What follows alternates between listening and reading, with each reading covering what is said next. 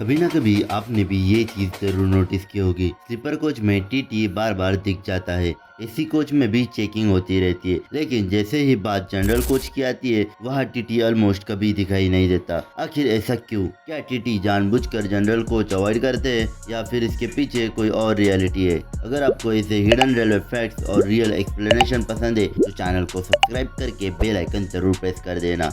चलो शुरू करते हैं। सबसे पहली बात, जनरल कोच का सिस्टम स्लीपर और एसी कोचेस से काफ़ी अलग होता है। स्लीपर और एसी में मोस्टली पैसेंजर रिजर्व्ड होते हैं, मतलब उनकी सीट ऑलरेडी कंफर्म होती है। इसीलिए टीटी का काम होता है टिकट्स वेरीफाई करना, एम्प्टी सीट्स चेक करना और रिजर्वेशन डिप्यूट्स हैंडल करना। लेकिन जनरल कोच में सीट्स रिजर्व नहीं होती। जो पैसेंजर वैलिड जनरल टिकट लेकर आता है वो कोच में ट्रैवल कर सकता है और इसी वजह से यहाँ रिजर्वेशन चेकिंग जैसा काम नहीं होता।